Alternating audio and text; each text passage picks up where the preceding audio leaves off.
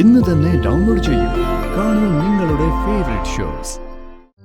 അച്ഛനോടും അമ്മയോടും പറയണമെന്ന് ഞാൻ ചേച്ചിയോട് പറഞ്ഞു. അപ്പൊ എന്നോട് പറഞ്ഞു അതിന്റെ ഒന്നും ആവശ്യമില്ലെന്ന്.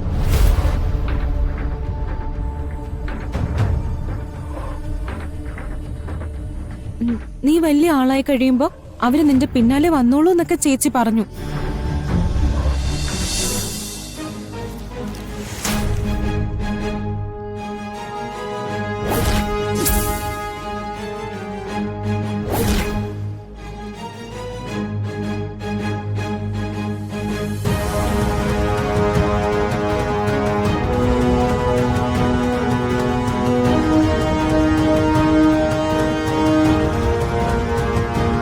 എന്നാലേ എന്റെ മുനീതും കൂടെ ഒന്ന് നോക്ക്.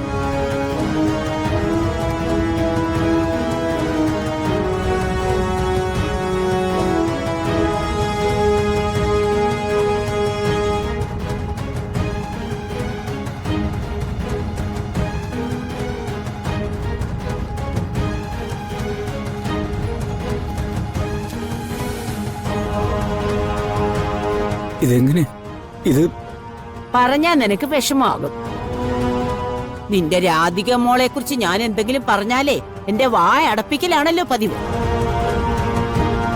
പ്രിയങ്ക മോളെ മ്യൂസിക് സ്കൂളിലെ ഏതോ ഡാൻസ് പ്രോഗ്രാമിന് കൊണ്ടുപോകുന്നല്ലേ പറഞ്ഞത്. എന്നിട്ട് കൊണ്ടുപോയത് സിനിമയിൽ അഭിനയിപ്പിക്കാനാ.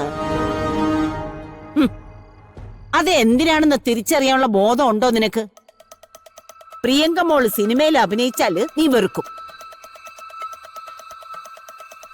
കണിമംഗലത്തുകാരും വെറുക്കും. അങ്ങനെ സ്വന്തം മകളെ മനസ്സിൽ നാട്ടിപ്പായിച്ചിട്ട് അവൾക്ക് സ്വന്തം മകളായി നിന്റെ മനസ്സിൽ തന്നെ നിൽക്കാം. അതിനുവേണ്ടി ചെയ്തതാ അവള്. രാധികേ,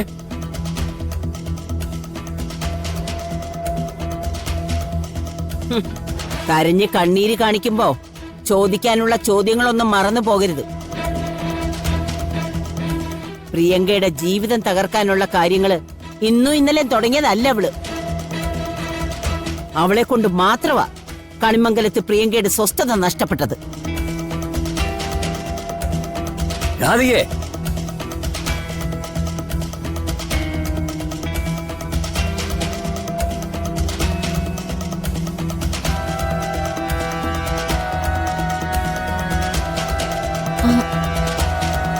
എന്ത് ദേവേട്ടാ?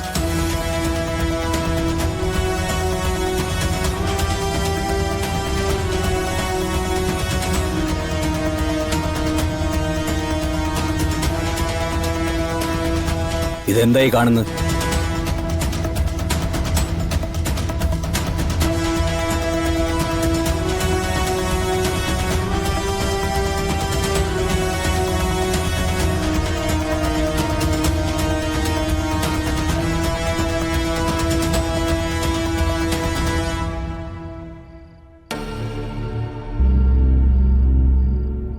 നിന്നോട് ചോദിച്ചത് കേട്ടില്ലേ?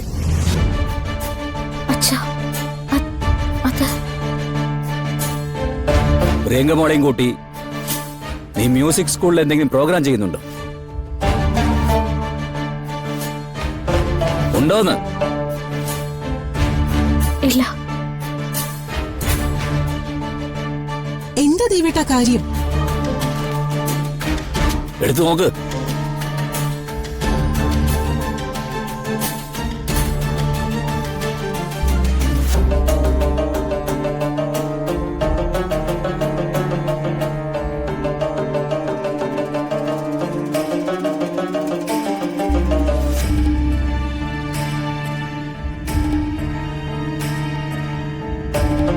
മ്യൂസിക് സ്കൂളിൽ ആ പ്രോഗ്രാം ചെയ്യുന്നില്ലെങ്കിൽ പിന്നെ പ്രിയങ്കയും കൂട്ടി നീ എന്നെ വന്ന് കണ്ട് അനുവാദം ചോദിച്ചെന്തിനാ?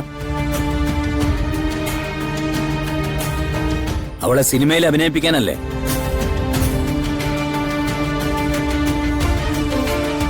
അത്തരം കാര്യങ്ങൾ ഇനി വേണ്ടെന്ന് അച്ഛൻ പറഞ്ഞല്ലേ? പിന്നെ വീണ്ടും എന്തിനാ നിങ്ങളത് ചെയ്തത്?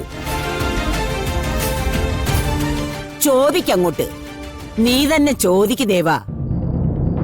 നിനക്കാ അവളുടെ കയ്യിൽ നിന്ന് കൂലി കിട്ടേണ്ടത്.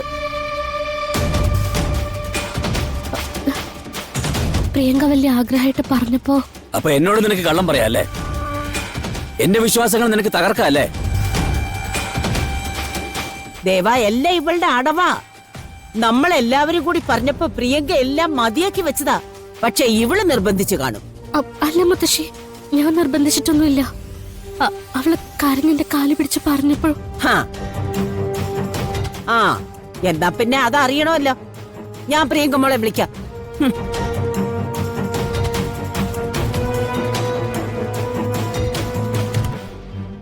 നെഞ്ചിൽ തന്നെ കുത്തിക്കളഞ്ഞല്ലടി മോളെ.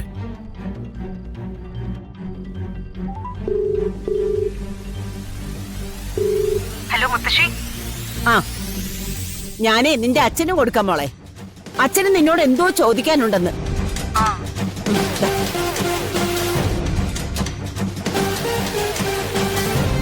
ഹലോ അച്ഛാ. നീ സിനിമയിൽ അഭിനയിച്ചോ?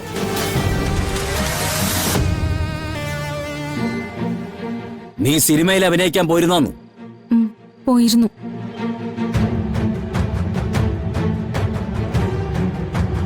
ഞാനത് വിലക്കിയതല്ലേ? ഞാൻ പോന്നില്ല എന്ന് തന്നെ തീരുമാനിച്ചതാ. പക്ഷെ ചേച്ചി എന്നെ നിർബന്ധിച്ചു.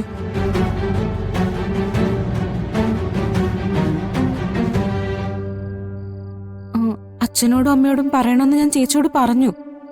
അപ്പൊ എന്നോട് പറഞ്ഞു അതിന്റെ ഒന്നും ആവശ്യമില്ലാന്ന്.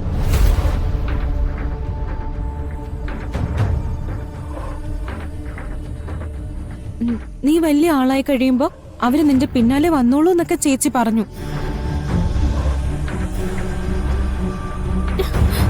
അങ്ങനെയൊന്നും അല്ല.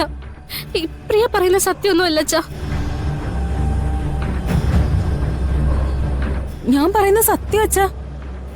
ഇവിടെ കണിമംഗലത്ത് പോലും ആരോടും പറയണ്ടെന്നാ ചേച്ചി പറഞ്ഞത്.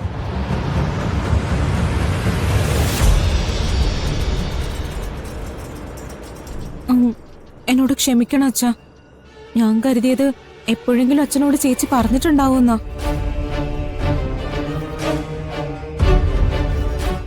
നീ ഫോൺ വെച്ചോ.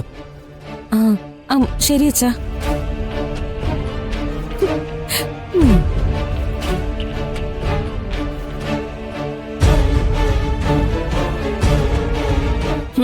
കേട്ടില്ലേ? ഇവളാരെ അറിയിച്ചിട്ടില്ല.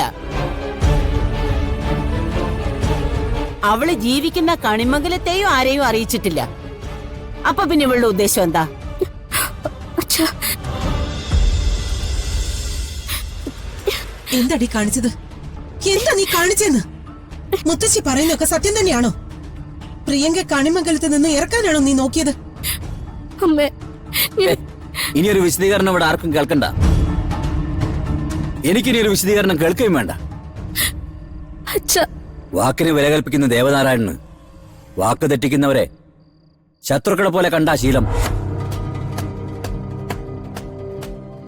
ദൈവം വാക്ക് മാറ്റിയാൽ പോലും നിന്റെ വാക്കുകൾക്ക് മാറ്റം വരില്ല എന്ന് വിശ്വസിച്ചിരുന്നവനാ ഞാൻ.